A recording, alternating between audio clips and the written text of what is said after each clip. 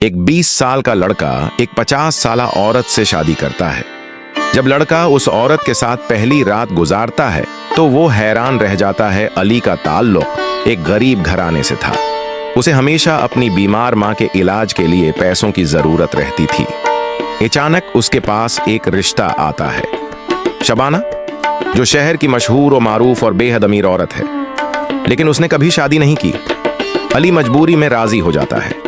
शादी के बाद जब अली पहली बार शबाना के साथ उसके पुराने हवेली में जाता है तो उसे सब कुछ अजीब सा महसूस होता है। हवेली पुरानी है मगर अंदर से हर चीज नई और चमचमाती हुई। उस रात जब अली कमरे में जाता है, शबाना ने सफेद जोड़ा पहना होता है। उसका चेहरा नूरानी लगता है, लेकिन उसकी आंखों में कोई गहरी चुप और छिपा हुआ खौफ होता है। शबाना कहती है, कुछ भी मत पूछना, सिर्फ मुझ पर भरोसा रखो।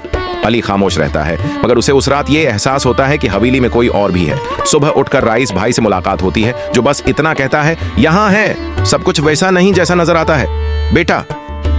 चंद दिनों बाद अली एक पुराने कमरे का ताला तोड़ता है। अंदर उसे कुछ पुरानी तस्वीरें मिलती हैं। एक तस्वीर में शबाना जवान है और साथ एक छोटी लड़की नाजिया। इसी रात नाजिया अचानक अली के सामने आती है और कहती है, मैं इस हवेली की असल वारिस हूं। माँ ने मुझे सबसे छुपाया और अब तुम भी फंस चुके हो। अली का शक मजीद बढ़ जाता है। वो अपने दोस्त राशिद को बुलवाता है, जो चुपके से हवेली में कुछ सबूत लाने की कोशिश करता है।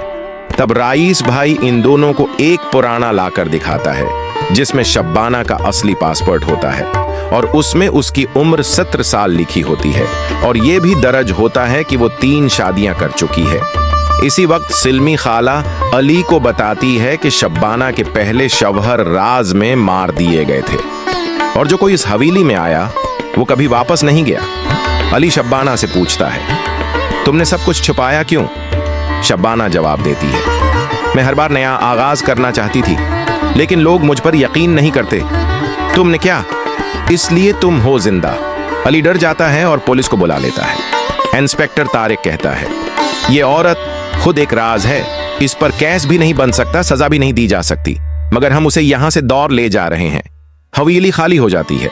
अली वहां से निकल जाता है। जब अली अपने घर पहुंचता है तो मेज पर एक पुरानी तस्वीर रखी होती है, जिसमें वो खुद, शबाना और एक छोटी बच्ची हंसते हुए कैमरे की तरफ देख रहे होते हैं। अली का दिमाग घूम जाता है।